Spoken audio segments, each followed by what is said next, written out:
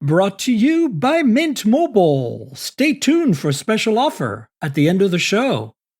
Hi, and welcome to the Mobile Tech Podcast. I'm your host, Miriam Jouar, and today is Thursday, October 19th, 2023, and I have my favorite Brit of all time on the podcast again today. Nirave Gondhia is here with us. Hi, Nirave. How are you? Hi, Miriam. I mean, when you say that, I have a question now. How many Brits do you know? This is directly correlated to how special I am to you. Now, quite a bit, because, I used to live in Europe. I know a lot of Brits. Okay. I feel privileged. More so well, than look at normal. this way. You're in my top 5 of all Brits. This is important. But more importantly, and this is, we shouldn't underestimate this, the phone we're going to talk about today is in my top 5 for 2023 as well. So how about that for a segue? That was a beautiful segue, actually. That was just beautifully done. You're welcome. So OnePlus Open launched today officially. That was the embargo. When you hear this podcast on Sunday, it'll be a few days. You'll get more reviews. I want to focus obviously on your thoughts, my thoughts. I have my review on hothardware.com. Check it out. And I've been using the phone. You've been using it for 3 weeks now or something? It's a long time, right? It's the longest we've had with a review unit in, honestly, a very long time. Other than maybe Find N3 Flip. Yeah, although to be frank, mine did not arrive till about a week before. And so I reviewed the Find N3 Flip for Gear Diary for Judy, and I really only had about 10 days with it, even though they had promised to send it way sooner. But this 3 weeks, I mean, we got it like late September in New York City. 22nd? 28, I think. Yeah. But anyway. Yeah, sorry, 28, you're right. Look, the bottom line is what's interesting to me here. Let's start with kind of like the killer news item while we go here. Obviously, this is the exact same phone as the Oppo Find N3, not Flip, the regular Find N3 that was launched yesterday in China as well. Yesterday being today. Anyway, same day. So this kind of, let's start just with that alone. Like, what's your thoughts on that? Because to me, there's so much going on here. So I was literally writing on the Open about this. So I was using the Open to do what I normally do. I was doing that earlier today. I think it's genius. Like, the reality is we've always known they work together. Right. We always knew that it's all one group. But what they're explicitly coming out and doing is, hey, we've recognized that OnePlus is the stronger brand in the countries we want to be in, i.e. not Europe, but in America, India, and other parts of the world. Why are we going to try and build this? We're already struggling with one brand there. Let's put everything into making sure that instead of it being two companies sharing some design ideologies or parts, it's two companies working together on one product. And I love this because if you look at it, it's so easy to think of it as this is just a rebadged N3, and you'd be kind of correct. But there's more to it because an Oppo phone doesn't usually come with a slider, so you know that because of this alert slider, they have been doing this together for a while, right? Yeah, and this is what makes even the N3 Flip very interesting. Because all of a sudden, you can now see the hallmarks of OnePlus, but not just in the alert slider. I actually see that in software. If you look at the N2 Flip versus the N3 Flip, the N3 Flip is so much more polished, i.e., it feels more like OnePlus made software. They've toned down some of the parts that don't work in Western markets. And maybe there'll be separate bits in China, but like what we were given is a truly polished phone that you could see on a shelf in pretty much any country. And this is where I think it's genius. We finally have a playbook for any Chinese company to follow over a 10-year period if they want to get into smartphones in the West.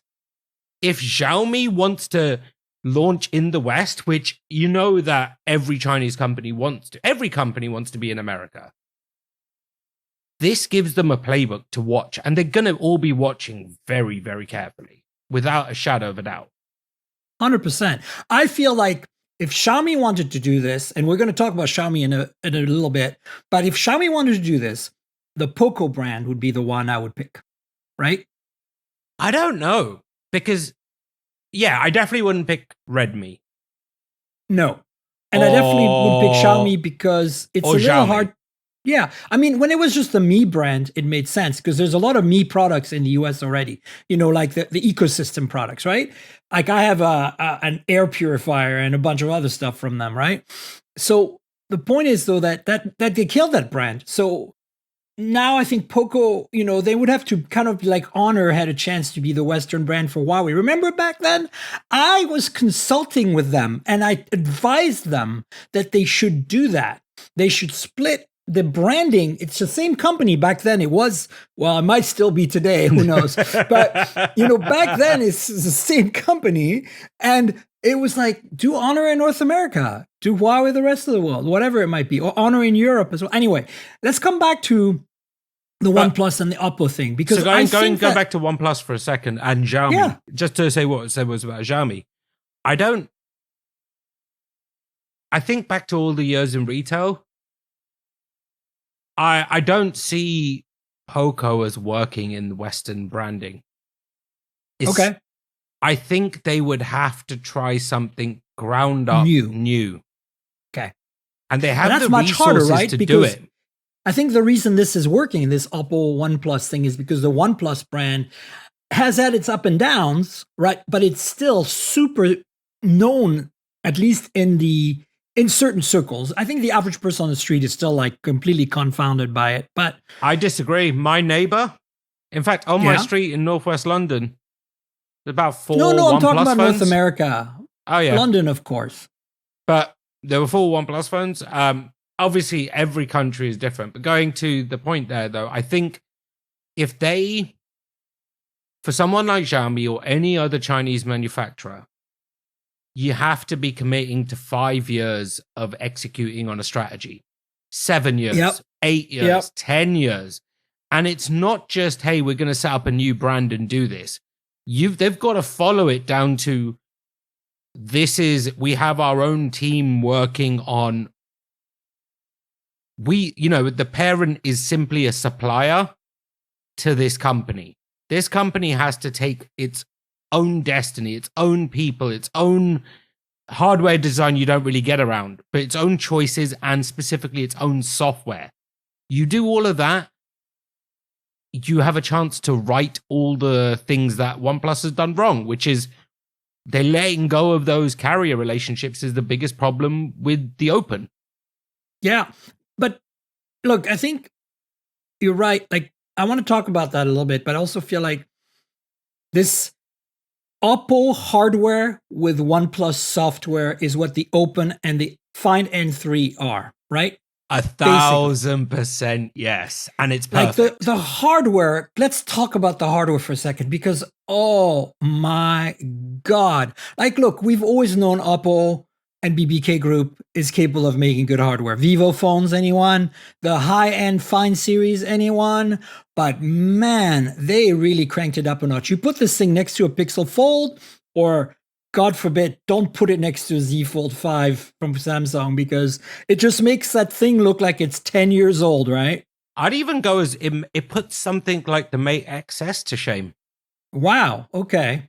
Like the Mate XS shines in a lot of ways because of the outside screen.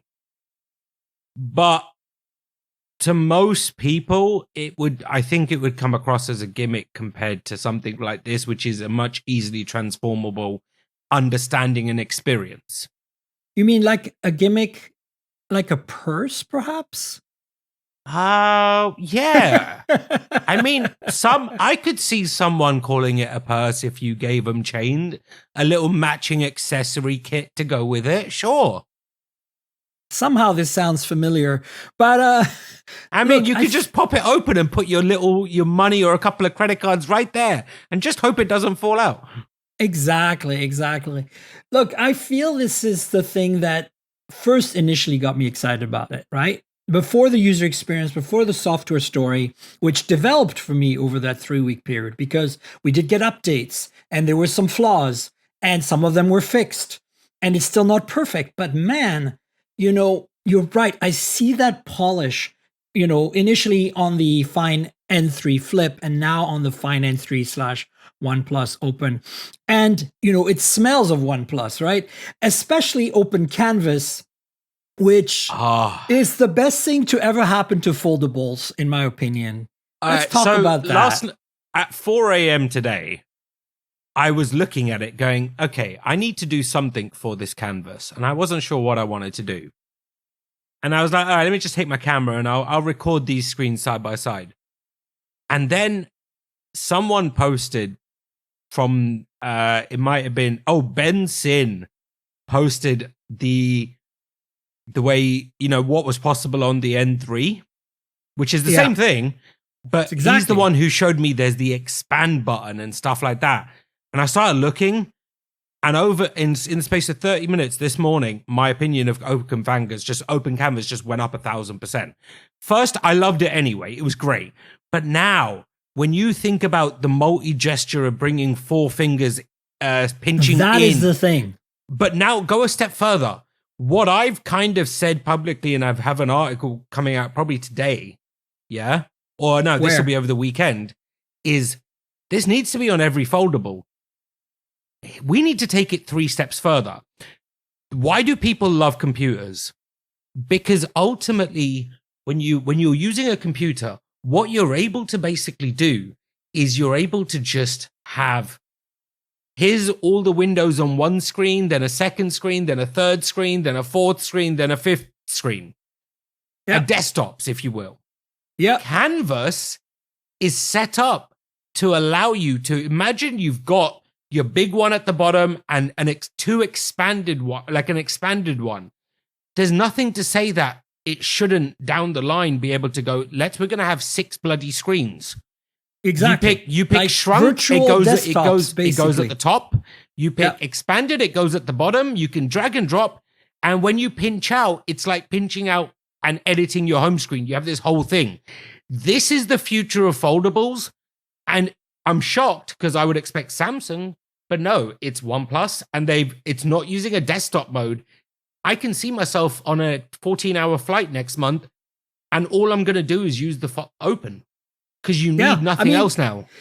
That 4-finger gesture, right? When you pinch in and it takes up the whole screen, all of a sudden the apps are still running. Like it took me a second. Like of course, right? Of course they are. But it's that everything has been view. scaled. I think this is the magic, right? The magic is OnePlus figured out a way to rescale almost any app to take up the entire screen or part of the screen or a window without any fuss. And this has been the biggest problem with folding phones or even multitasking on a note or something, forever now, is that you have these letterboxes because the apps like, Instagram, the biggest culprit right here. Well, Instagram looks and runs beautifully on the Open. It's like, it doesn't matter which way you hold the phone, it just works. And then, did you try the 4-finger pinch on a single app? Wait. Try it right now. Wait. Try it right now. Run one app and do the 4-finger pinch and talk to me. In the meantime, I'm going to entertain the peanut gallery with beautiful images here. Oh, this is the shrink down to thing. I know, right? And now, interestingly, I just spotted something. Now wait. Yeah. You can now drag that into a second app and become the left or the right side of the 2-app window. So if you already have another app running in the background, say you're running a full screen app, right? And then you run another full screen app, and then you shrink it down with the 4 fingers, and then now you can drag it into the left or the right side and turn it into a split view. Yeah, you drag it to the bottom and then it becomes, that's pretty cool. What I would say, what I noticed when you do that with a single app, if you tap on the top where the little bar is where it normally has that pop-up menu, it doesn't show up on that edge case. So it's a weird thing, but yeah. And Miriam, was that the green one I saw? Yes, I have the green one in a case. Okay, so I didn't want to remove it from the case because it takes a bit of work to remove it from the case. But I know, I'm attempting to do this right now. Oh God, no! Don't break your case. Trust me, it'll bend. Be careful. So I've already scratched up the camera though, pretty badly. Oh no. Well, anyway, I'm showing this for the Patreons. If you are listening to the podcast and you want to help me out, folks, me and Nirave are on video right now showing each other. He's got the beautiful black one. You know, by the way, the black one is lighter, 239 grams, and mine is heavier because glass is heavier at 245 grams. And so, is it? Yeah, I thought it was one. I thought it was. I knew there was a difference. I didn't realize it was 6 grams. It's 6 grams, and not only that, mine is thinner than yours by it's 0.1 millimeter. Yeah, 0.01 millimeter. It's very interesting. But anyway, the point is, there's a Patreon video version. You can get it ahead of time. You can watch me and Nirave showing off the OnePlus Open, green and black in front of your very eyes. That camera pod is amazing. So, okay. So the software, I just taught you a new trick, right? I spent a good day exploring this because like 2 or 3 days before my review, I realized I was like, I keep hearing everybody, you know, in our group of friends who has a device talking about how they're doing all this cool multitasking, you know, and I'm grumpy about multitasking on phones. Traditionally, I'm like, ain't no time for that, you know, forget it, right? And then I was like, oh, let's try it out. And it's the most intuitive things. I still don't know how to multitask on a Z Fold 5, my friend. It's so confusing to me. So, and you know, I'm a techie nerd, right? After all the years of spending, you know, I'm 18 years exclusively using Samsung as my Android devices. I am probably one of the most publicly vocal Samsung fanboys there is. I'm done. You're done. I didn't think something could beat multitasking on One UI. Now, I truly miss the pen. I've had numerous occasions that I wish we had stylus support.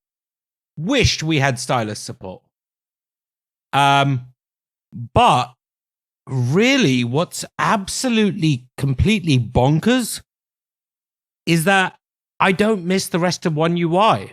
This is the advanced OS that isn't heavy.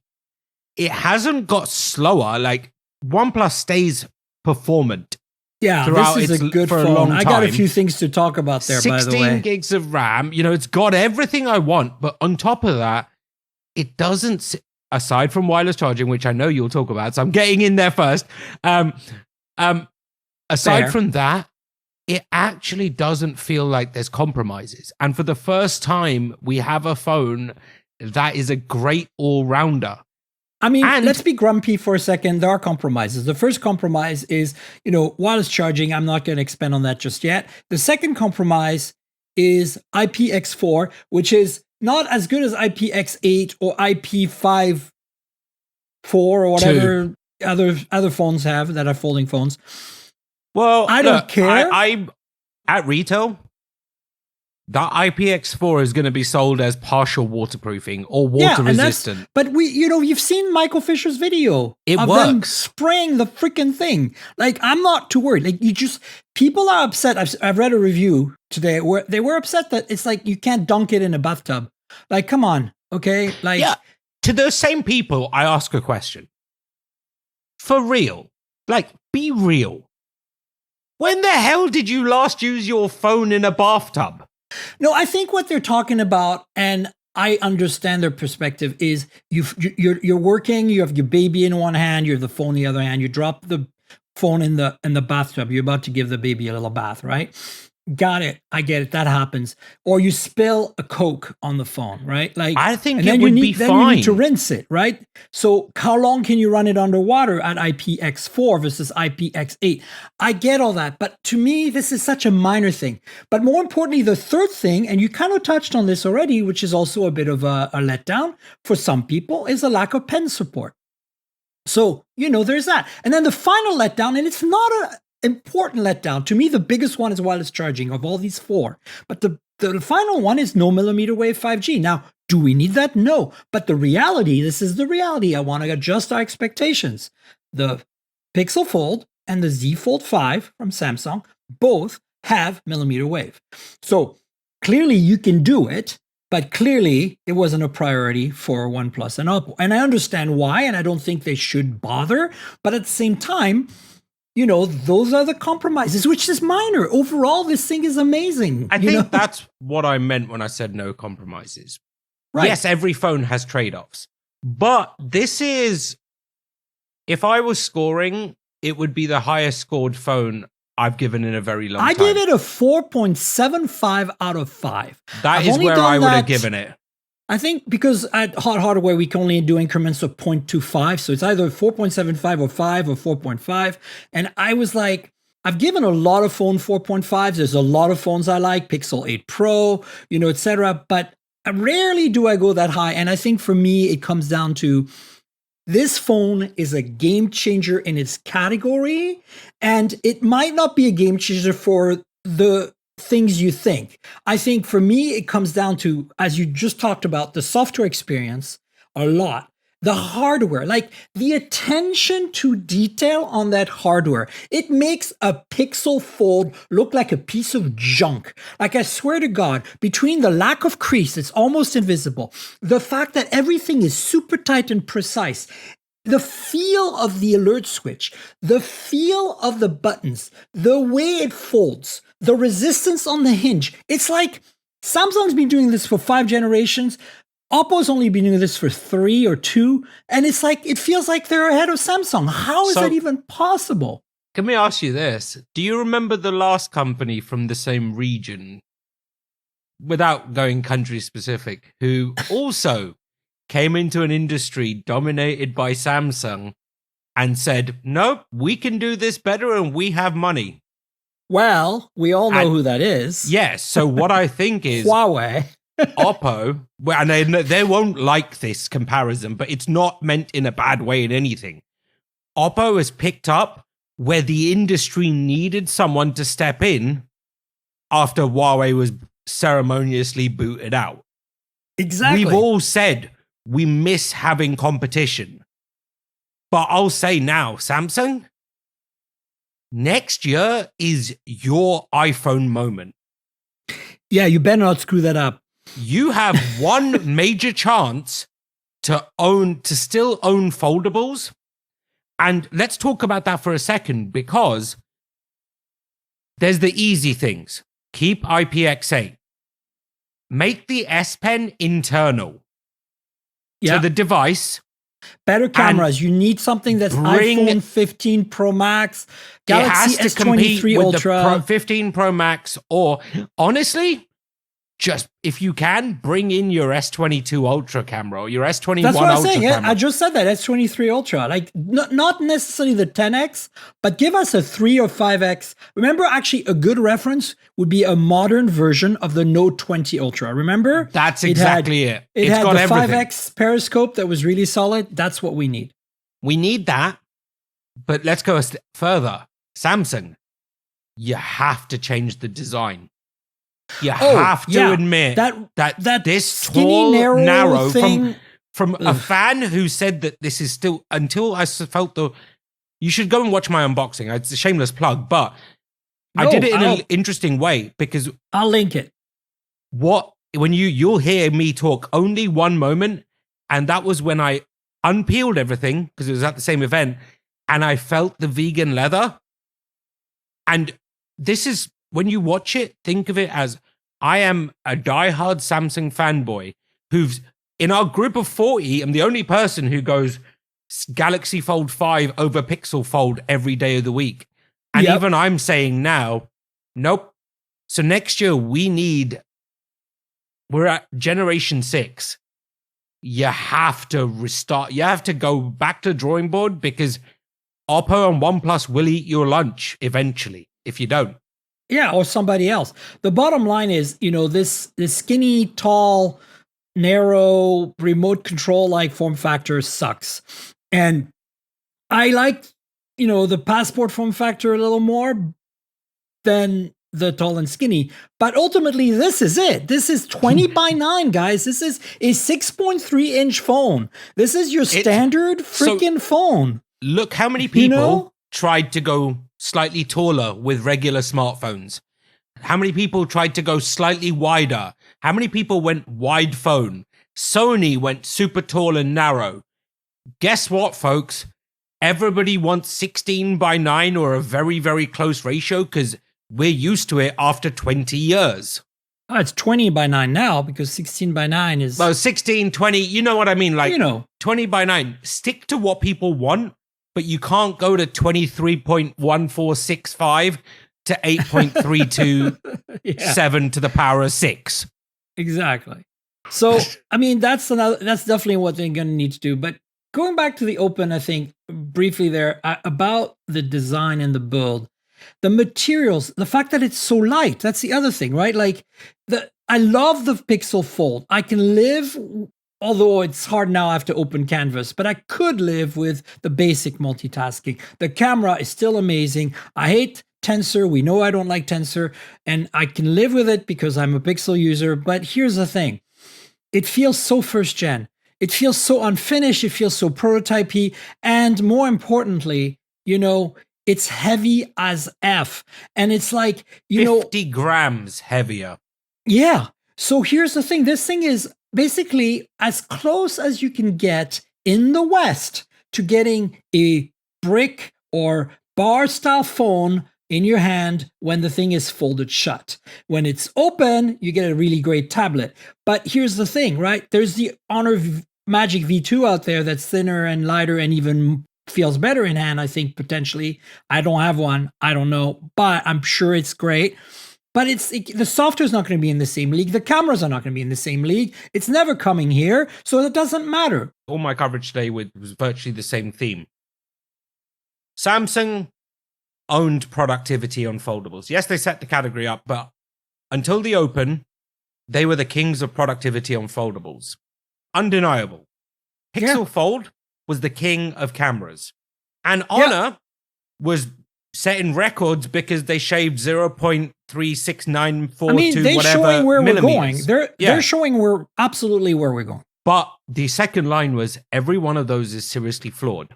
OnePlus approach. Yeah. Let's focus on little things so that the overall is just leagues above. When Spencer first said, oh, yeah, we're launching something and it's truly special, it's an Apex device, I was like, oh, sure, it'll be fun. He's like, no, seriously, this is going to be special. And I get it. For the first time, Oppo has something that should, if they had the same budgets and same skill sets, not saying that they don't, but in the West as, say, Samsung and all of that, all things was the same and it was just the two products, the Open would outpace the Fold 5 to 1. 100%. Let me tell you one other crazy thing. I live in a building and I had maintenance round, and one of those guys actually picks up, he uses a OnePlus phone of choice. He's always been a OnePlus fan, yeah? Oh, cool. He loves it. His family love it. So my phone was on the back like this, and the light hit that, and he was like, what is that? So I was like, okay, I shouldn't, but I'm like, you're in my apartment, you're fixing something, I can't not show you. So I showed him. He's not going to break it, he doesn't have a clue. Right. Fell in love. But then I got a step further. The other person, there were two other maintenance people here, they were fixing my air conditioning, so there's three of them. The other two never heard of OnePlus, didn't care. Both iPhone users. So I told them to close their eyes, and I put the OnePlus Fold and the 15 Pro Max in each hand. Yeah. And pick blindly which one they prefer the feel of and they think is lighter. OnePlus Fold. Folded. Yeah. They're virtually the same. We've reached, to quote OnePlus and be corny, the apex of foldable design. Yeah, look, we talked about the hardware, we've talked about software. I want to talk about the cameras, and I want to talk about the other thing, which is pricing and specs, like, RAM and storage, because I think there's a lot of disconnect in what I'm reading out there about it today. Like, I haven't read all the reviews yet, but the ones that are a little negative are like not getting it. Like, the value proposition of this phone is I love you. You and I use the word value prop all the time because we have experience outside media, not hitting on any member of any of our peers, but generally, when you start to think of it like a business, value prop is the most important thing, and it comes through because we talk about what's missing and the compromises, sure.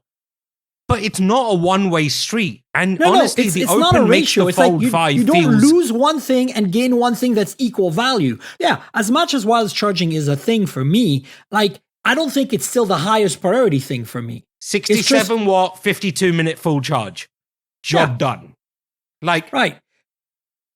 So let's talk about the cameras first and talk about the value prop to kind of wrap up the entire thing because, I mean, we could talk 5 hours about. I know, it's so good. So cameras, look, the cameras are the first cameras that I think OnePlus has made that are finally competitive with the flagship, grade of cameras. It's not at the top still, but it's definitely solid. And I feel like a little bit of tuning and it'll be perfect.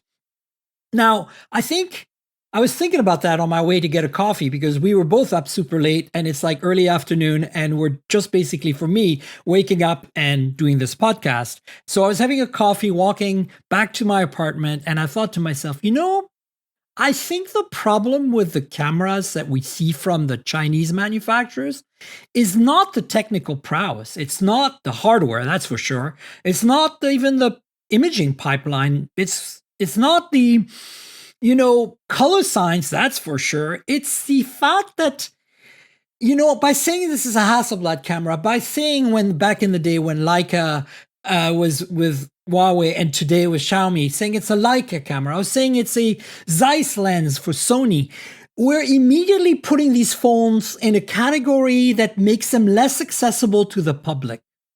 Bear with me on this thought. The reason the iPhone and the Samsung phones are so dominant in this market is because they have mastered something that no other phone has mastered. The ability for the average person, and Pixel has the two, right? Pixel is also in that category. The ability for the average person to mash the button and get a perfect photo every time. When your kids are running around and you're trying to get that shot and it's low light and they can't be blurry, you go to an iPhone, you go to a Samsung, you go to a Google Pixel. You still don't have that level of complete confidence with this phone. And that's a Chinese design decision.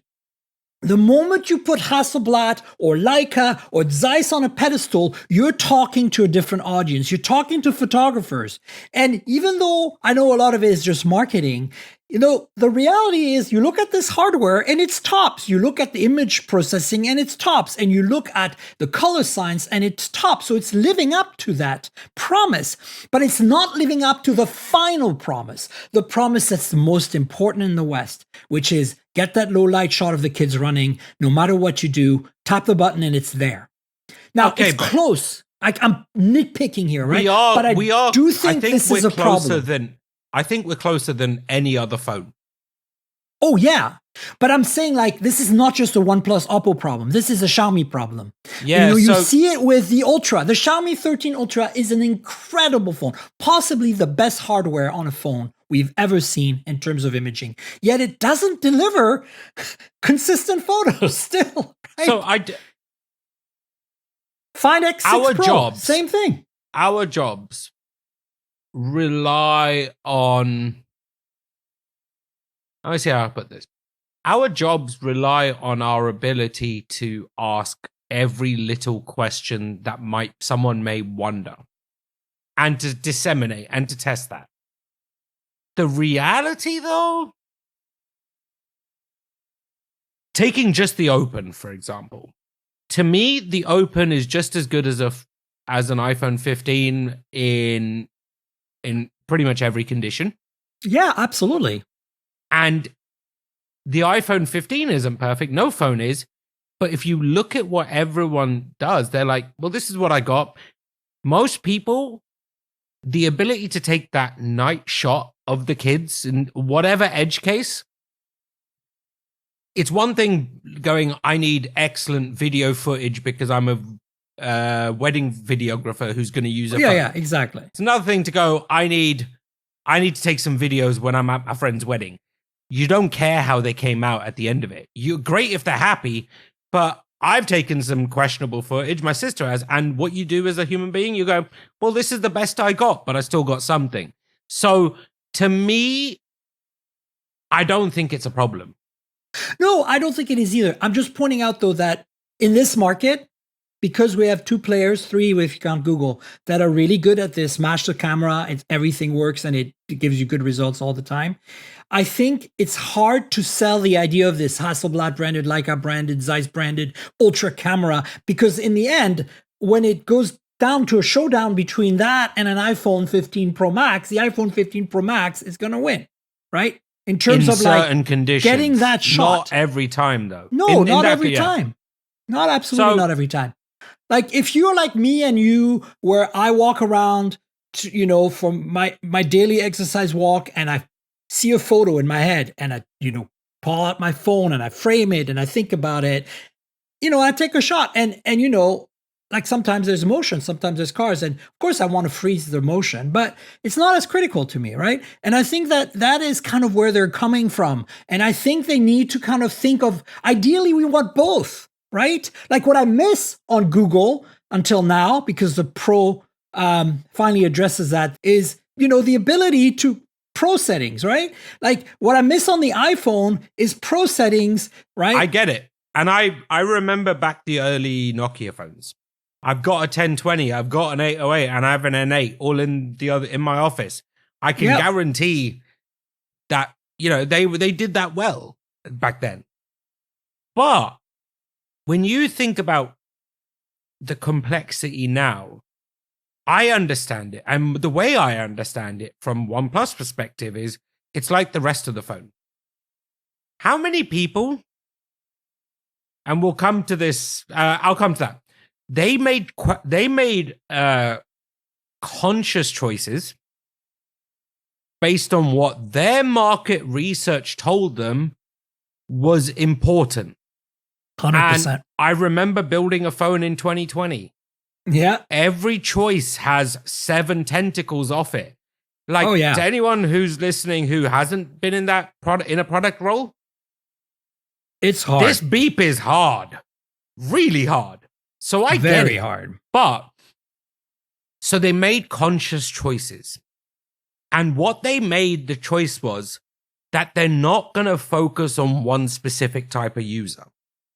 They're instead going to build a phone that satisfies 98% of people's needs, which is still more than we have now. Yeah? Oh, yeah. I mean, it's an incredible camera. As I said, it's the best one they've made in years. How do you rate it? Well, this is the real question. I agree it's the best one they've made. But how do you rate it against Pixel Fold, iPhone 15 Pro Max, and Fold 5? Okay, so let's say, for me, let's put the Pixel 8 Pro as the 10 out of 10. Like this is not, I'm just trying to do a relative scale. So let's pick a top and let's pick a bottom. The bottom would be, let's say a 5. It's not a 5 out of 10, but let's pick the Z Fold 5 as like kind of like the lower tier, right? 6, 7. I mean, to me, the Fold 5 is basically like a Galaxy S23 Plus or 23. It's fine.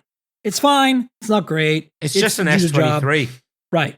Exactly. But so if you look in that scale, I think that the, S23 Ultra is like a 9.5, 9, right? I think that like the iPhone 15 Pro Max is like almost a 10 as well, 9.5, And then you look at this, it's like an 8.5 or a 9. It's close. It's very close.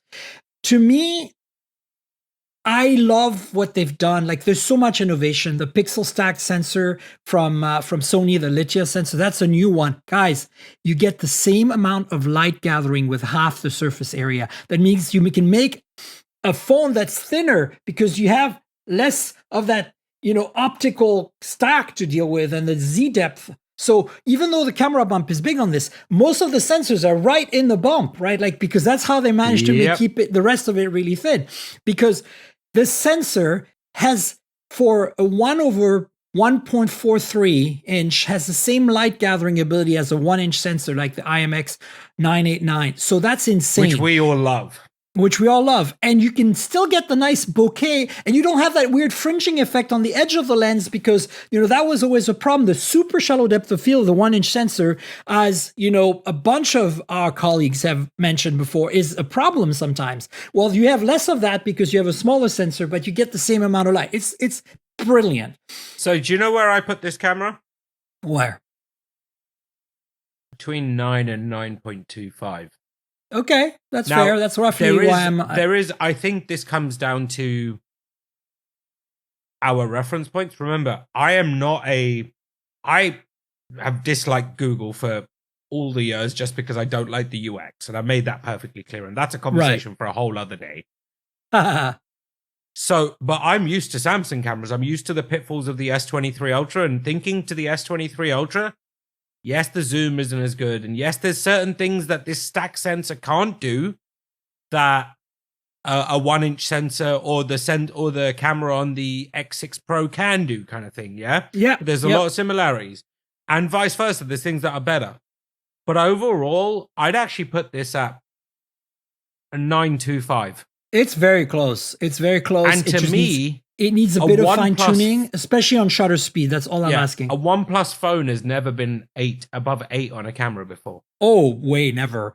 Like, I think the best so far was probably the 11 5G, and that's the same exact camera modules, exactly the same camera system as the Find N3 Flip, by the way. Which is a banging camera. Yeah, that's a 7.5, 8, maybe even 8.25 all day long. It's solid.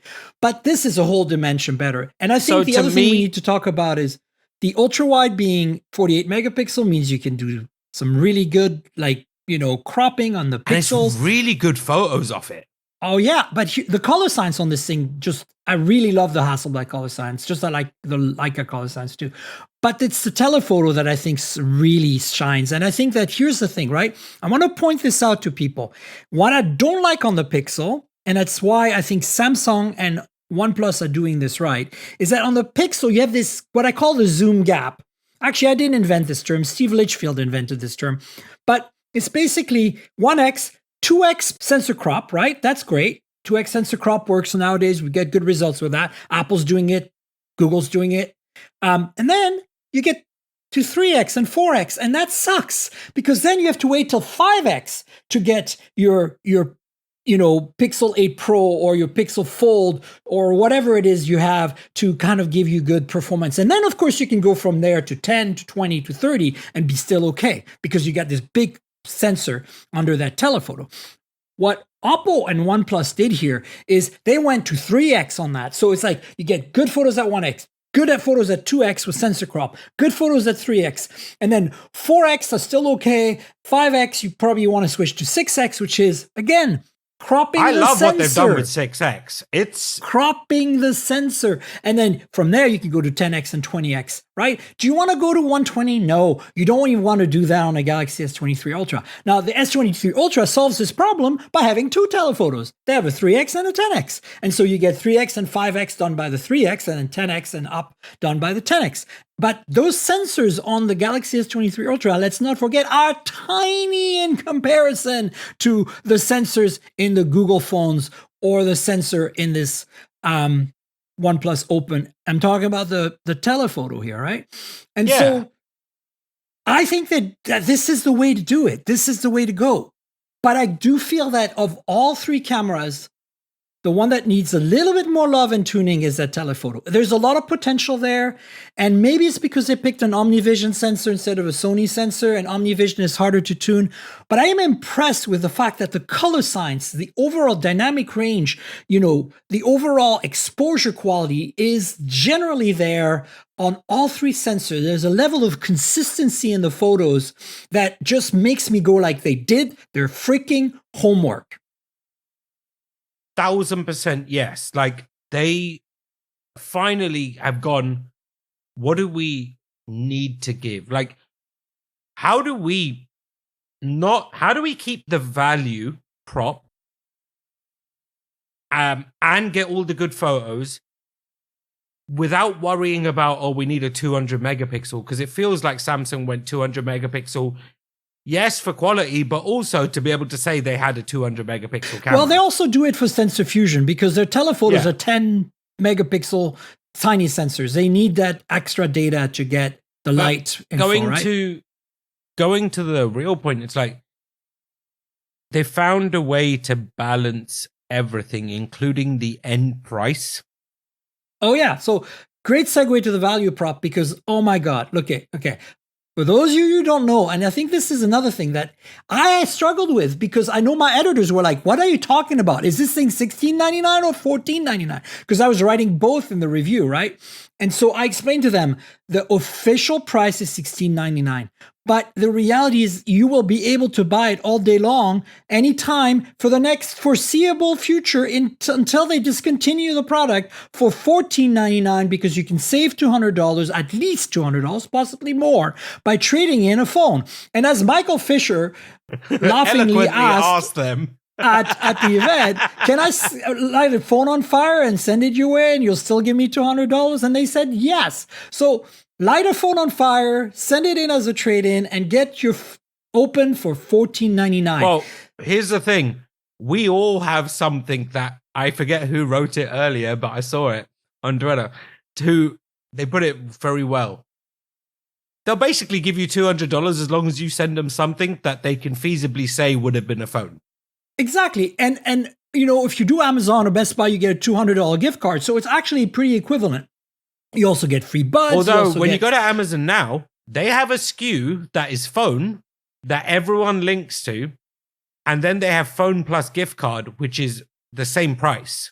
Right. So get the phone plus gift card and you get your $200 back. But it's like, buy it from OnePlus.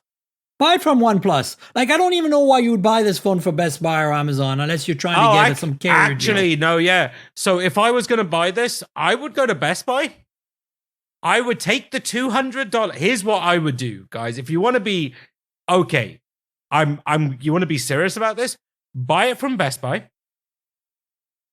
Pay $200 extra, or buy it from Best Buy, and it depends on how you do it. But basically, you want to take, if you spend a lot of money at Best Buy anyway, get their My Best Buy program.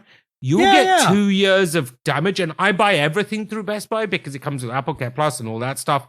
But you've got your gift card, you're already spending money, and it's covered. But generally, this is a stonking good deal. Through OnePlus, you get $200 off, and you also get a pair of buds and financing for 0% for 24 months. So, you know, that's a good deal. But you can go through Best Buy, Amazon. You give some good reasons. But what I really care about is for that price, whether you're trading in that $200 phone or not, which you definitely should be, then it's still a value because you get 16 gigs of RAM and 512 gigs of storage. Now, the 16 gigs, who cares? Because 12, 16, you know, you and I might notice maybe on a good day. And they all have that extra RAM, virtual RAM, all that stuff. It's the storage I care about, right? Like, you pay more for 512 gigs of storage on the other two phones, the Fold 5 and the Pixel Fold. So now that brings the price another $100 up from $17.99 to $18.99 for those competitors.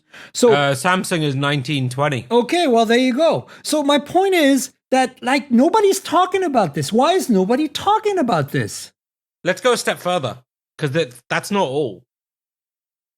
If you're an average customer, you are then going to be like, oh, there's fast charging. Do I need a fast charger? And what it's in the box, yeah. So you're looking at least another $100, say 75, but let's call it 100 for your accessories that are included in the box that are not available anywhere else. And to me, the value prop here is it's 25% cheaper for a comparative like-to-like experience. Exactly. So the question I have for you now to wrap up the Open and go to the rest of the news is, do you think they should have just priced it $14.99? Why are they doing this? What makes sense? I don't get it.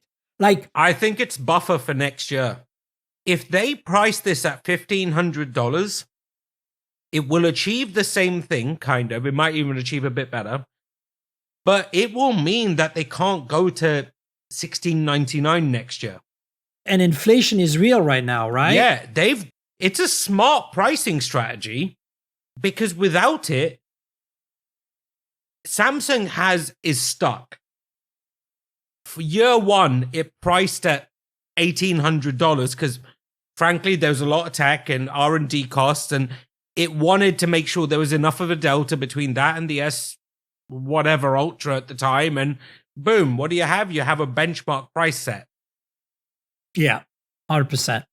The reason the Flip comes in at $100 less than the competition is because these guys still need to make money. No one knows how much money they're making on this per unit, but I can imagine that Samsung has healthier margins.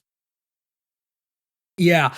Also, I think they could potentially, it would be a bad PR move, but they could potentially decide to remove that offer in the future in some way or another. Yeah, so there's probably some fine print somewhere. Well, they said the life of this device. Let that be the they case. did. But because they can easily. I know what I'm interested to see is, when do we see the Open 2? Because there definitely will be. Yeah. And let's go to the next point quickly before we get off the Oppo OnePlus train for today, because there's more tomorrow. Oh my God, so much more. OnePlus Flip. Do you want the N3 Flip as a OnePlus Flip? Or do you want them to wait till next year?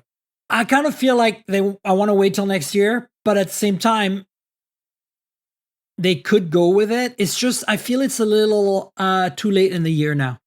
Because here's the thing. If you launch the Find N3 Flip now, first of all, how well is it going to do competing against the Z Flip 5, right? The cameras, of course.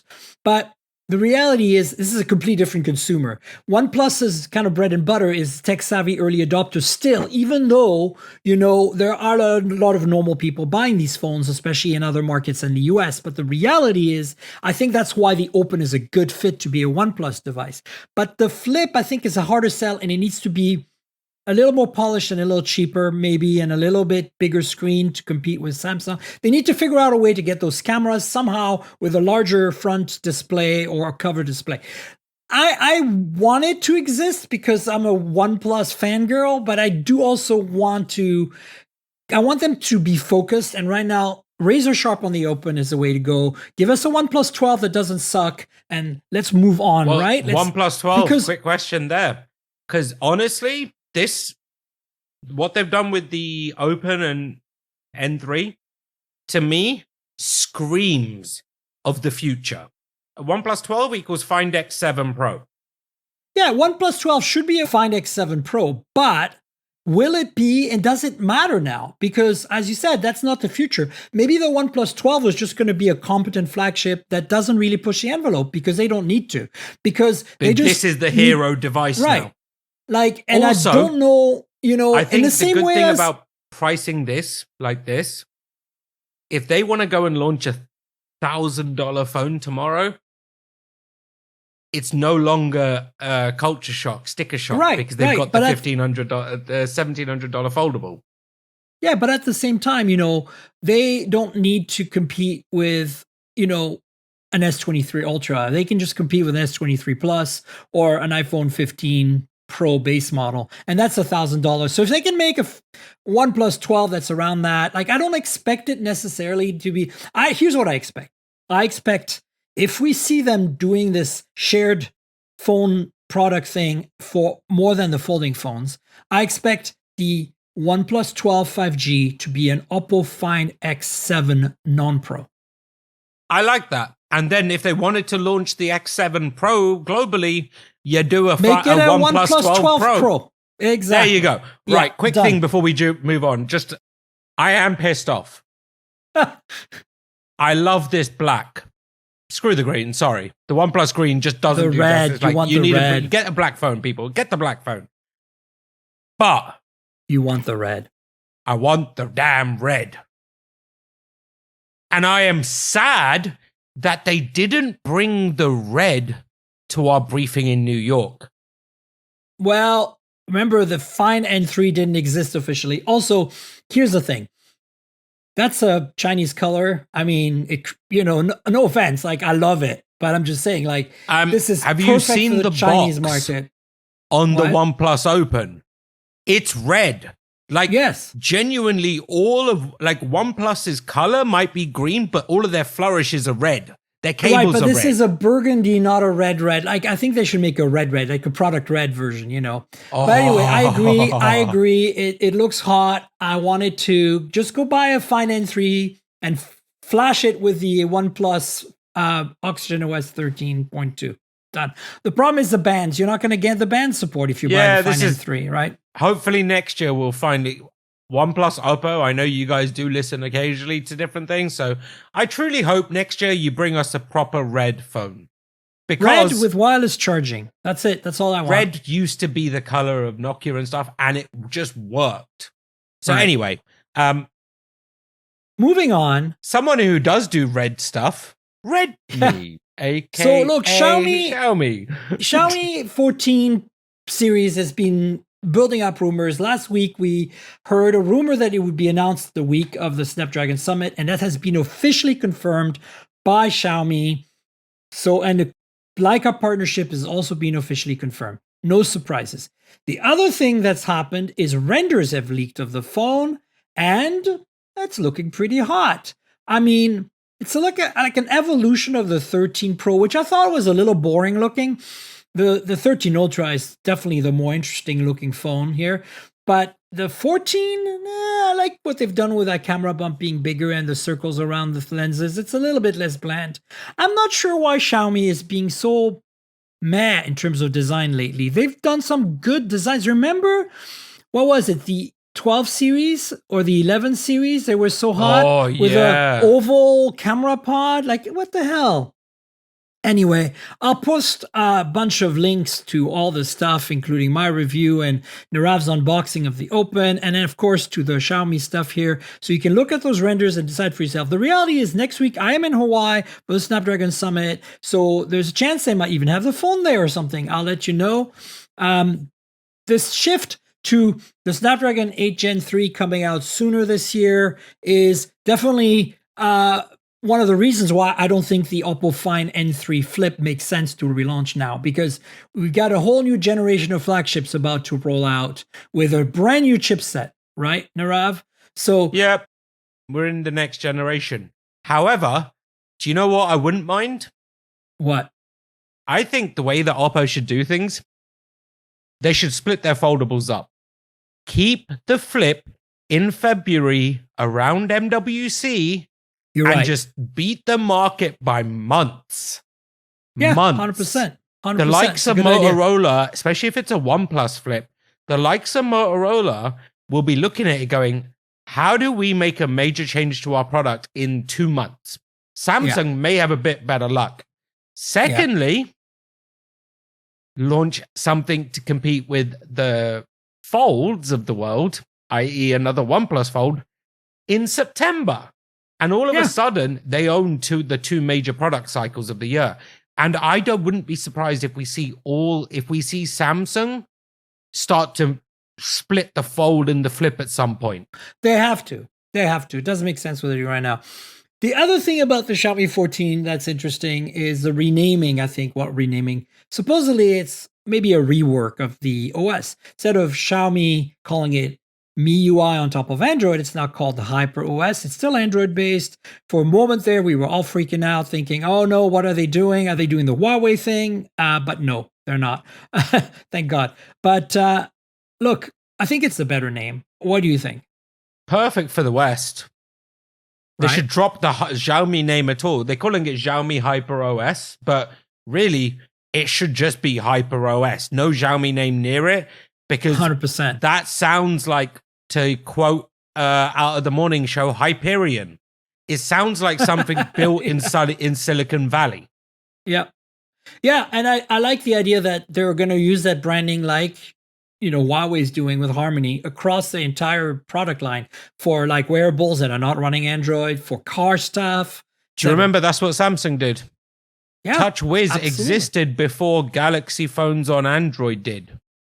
TouchWiz True. was still in use when they were building all of those phones. And ironically, at some point I want to talk to you about those retail days because it's crazy what Samsung is now. But yeah, it makes sense. Have a single identity that you can now build around. Yeah. And maybe this is a stepping stone to what we talked about earlier, which is them coming out with a brand for the West that works and might be able to be sold, Couple of Apple things that are kind of hilarious. One is funny and one is interesting. There's a new Apple Pencil. It's cheap. It's $79. It doesn't have pressure sensitivity, but it is funny because it reminds me of the Magic Mouse with the lightning port on the bottom. Because there's a USB Type-C port on it, instead of putting at the very end under a cap like they did with the lightning connector, they put a female connector on the side under the cap. It's very weird. It's very Apple. It's almost them. I think they're kind of trolling us here. Like it's almost like they've heard our feedback about the mouse, and they've heard our feedback about the old pen, and they're going like, "Oh, hold my beer." It's not the first time that Apple has trolled media. They've come out in keynotes before and said, yeah, and done this, and it's like ultimate troll masters. Like this is 100%. Was an Onion story. I would laugh. This would work on April 1st, and it would have been brilliant. The reality is, it's an actual bloody product, and they had a bunch of spare components left. They're making changes to the iPad, and don't get me wrong, none of us know about supply chain management anywhere near as much as Tim Cook does. So this was what was necessary in the scheme of updating the lineup, okay. No, this is good. But hey, Johnny Ive would probably be looking at going, at least I gave them the Magic Mouse. What is this? 100%. Look, the reality is this is going to be a good product for Apple users, iPad users, especially because it's affordable. You lose the pressure sensitivity, but I think for some people that's fine. It's just funny the way they did it, right? Like I just feel very like this could be as I said just a second ago, an Onion article, and I would, like it's not GSM Arena, it could be Onion. Anyway, the more interesting story I think is, how you buy a phone right now and it's been sitting on a shelf for a little while, maybe 6 months if you're like halfway through the year.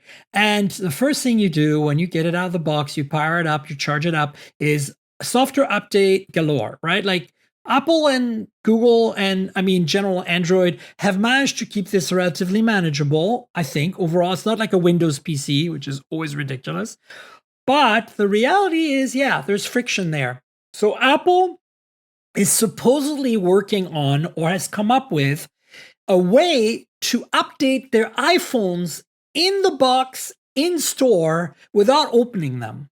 Meaning that they're probably using ultra wideband to wake up the phone, then flashing the software update through Wi-Fi, then turning it off through ultra wideband. Now, of course, you're going to lose a bit of battery capacity, but they probably did the math. And if you lose 10% and you come out of the factory at 44, 45%, which is the sweet spot, you're still going to be okay because that's probably later in the year now because the phone's been sitting on the shelf. So it's likely the phone's going to be sold pretty soon after that. The reality, though, is if you're the end user buying this phone from Apple, you don't have to run a software update first thing when you get it. I think it's brilliant and totally Apple. Absolutely 100% Apple. 100% Apple. 100% brilliant. I'm not surprised because I've seen some of the capabilities and the integrations in the Genius Store. And I have a story coming out late next week about, if we go back to the camera analogy, if Apple is the 10 of 10 of retail, no other phone manufacturer comes to anything higher than a 4. Oh, you're 100% right. They own that so hard. Going back to this is not a shocker. This is actually completely genius because we've already seen how they've taken old hardware like a 3GS at one point and turned it into a POS system for themselves. Because they own the whole stack, they can build incredibly crafted experiences. I would go a step further. I wouldn't be surprised if we all know they've been exploring wireless charging that isn't magnetic or touch based. It's atmospheric almost. Right. We've seen that with what's that company at CES every year for the same freaking one. Yeah, same companies. If that's a piece of technology that they're actively looking at, this makes even more logical sense. Stick it in a box, let it do the power up, let it update, but let it charge, and then let it bring it all back together. It comes out the box fully charged, ready to go. Oh yeah, that's hot. Let's see how I think this is. It's genius. I love it, and I think there'll probably be a security reason behind it as well. I'm willing to bet that they'll have ways. We already know they can lock phones down. That any carrier can lock a phone down with Apple very quickly. So But imagine inventory management too. Like if you now have a way to live know what phones are charging on or updated or whatever, by just beaming stuff through the store shelves, all of a sudden everything more accurately than having to look up a database. Also interesting for Genius Bar repairs, because those drawers could turn into wirelessly updating and charging pods. So as soon as it comes out of that drawer that they have all the phones in, they already know it's up to date and charged. Imagine one step further. You drop off your iPhone to be fixed. They have to replace the motherboard. That means you have to have a backup, right? Imagine they back up your phone in the drawer to a secure bundle in the cloud somewhere enclave. Or locally even, right? And then they repair the phone and then they reflash all your stuff right back on it like it was before. And you come out of there with a brand new phone, basically, that has all your stuff on it. Yeah, I can absolutely see that. One last thing I just wanted to mention on our way out, and it is about OnePlus. So let's bring it all the way back. We know Apple's going to do crazy things. Right. And we know, what? This year was quite interesting. I have a segue. So this year was interesting, was just how good the trade-in deals were. And talking with the iPhone 15, but talking about trade-ins, let's talk about OnePlus for a second. That was a really bad segue. I apologize, people. It was made worse by me saying I had a good segue. This claim of $1,000? Well, I've been sitting here doing what I normally do, going, I have 1 billion phones. How much would I actually get? Yeah. You'll get, so the max on a OnePlus phone is the OnePlus 11 for $810. Not bad at all. The max on any phone that I can see is, and this is the crazy thing, one second, it's the iPhone 14 Pro Max. Not terrible, except dig in. The partner they're using is paying significantly higher premiums for phones that are international or coming out of Canadian carriers. Check this out. Because of the SIM tray. Yeah, but this phone is designed, this is on the US site of OnePlus. So the difference in price here, a 256 gig TELUS 14 Pro Max is $990. I actually think it's because these partnered in Canada. 256 gig international unlocked is $920, and a 512 gig 14 Pro Max on AT&T forget that. A 1 terabyte international 14 Pro Max is $800, and a 512 gig AT&T is only $850. So interesting. It's something fascinating. I think it's a Canadian partner, and it's obviously Canada's a big focus for these guys, which makes sense. But they are really giving you an extra 100 or two if it's a Canadian locked device. And if you're thinking of getting the OnePlus Open, keep that in mind, because with the iPhone 14 that I've seen, it makes a difference. Yeah, fair. Well, on that note, do you want to tell folks where they can find you on the internet and various social media handles? Where are you writing? If you search my name, you'll find me on Twitter at Nirave. That's Nirave. On Instagram, and on YouTube as mint.insights. Mint.insights, folks. So check that out. Can you tell us where your writing ends up other than Mint Insights? As of next week, you'll see me on androidpolice.com as well. Awesome. Well, there you go, folks. So check out Nirave's work, and you know where to find me on the internet. I'm at Tankgirl, TNKGRL, on all the platforms. That's like Twitter/X, Threads, Insta, and everywhere else basically. So please follow me, and if you want to see pretty pictures of phones and cars and travel and food, that's on Instagram. I use it mostly for photos. Threads and Twitter X and Blue Sky are kind of like more links to my stories and stuff like that. There's a YouTube channel as well, youtube.com/mobiletechpodcast, with unboxings, hands-ons, that kind of stuff. I've got a OnePlus Open video coming up this weekend, so hopefully by the time you get this podcast, it'll be up there. So check all that out. The podcast lives at mobiletechpodcast.com. We're on all the big platforms: Google Podcasts, Apple Podcasts, Pocket Casts, Spotify, everywhere good podcasts can be found. So please subscribe and tell your friends. And then, of course, if your app lets you rate or review the podcast, please do that. That'll help everyone find the podcast better. And for YouTube, you should subscribe, of course, as well. You should like, you should comment, you should click the bell, all the good standard YouTube stuff, so you know how that works. Finally, there's a Patreon. I mentioned it a few times before. We showed you the phones earlier. If you want to get the full version of the podcast, because I generally cut out a little bit of stuff to, for time constraints, you'll find it on the video version of the podcast on Patreon, patreon.com/TNKGRL. That's patreon.com/Tankgirl. And yeah, there's a bunch of other perks there, including access to the Discord. But I think the video version is really the thing you're going to get the most excited about. You get to see our faces, you get to see us show phones, you get to basically get a little extra content. I had bloopers last week, which was fun. Sometimes I have those. Ooh. So please help me out if you can, folks. I'd appreciate it. And I also want to thank our sponsor, Mint Mobile. So as you know, I'm constantly reviewing multiple phones, and while that's fun, it also means I'm constantly spending a lot of money for wireless service on multiple SIMs. That's where Mint Mobile comes in, and that's who I'm partnering with for today's podcast. If you also want to save money on your wireless service, switch to Mint Mobile. As tech-savvy early adopters, you've probably heard of Mint Mobile before, but let me quickly tell you how awesome their service is. Mint Mobile offers premium wireless for as low as $15 a month, and you don't have to sacrifice any coverage, speed, or data. They're built on the nation's largest 5G network. They keep costs low because they sell direct to you online. They cut out the retail stores and salespeople.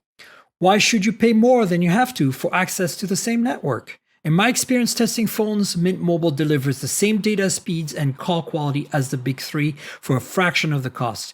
Switching to Mint is super easy. Thanks to their eSIMs, you can sign up and activate immediately right on your phone from the comfort of your home.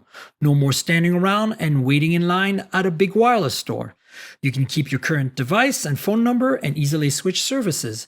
And if your phone isn't eSIM compatible, Mint will ship you a new SIM free of charge. All Mint Mobile plans include unlimited nationwide talk and text, lightning fast 5G, and free mobile hotspot. Mint will show you how much data you use each month and recommend plans that save you money. Mint also offers a modern family plan that lets you set up a super affordable family plan with as little as 2 lines. Use my link mintmobile.com/mobiletech to get premium wireless starting for $15 a month. That's mintmobile.com/mobiletech. Stop paying more than you need on your wireless bill and start saving big with Mint Mobile. And I want to thank you, Nirave, for being my guest yet again. Thanks so much for being on the show. Thank you so much for having me. I love being on this show. Mostly because we get to nerd out, and you are a delight as always, darling. So thank you for having me.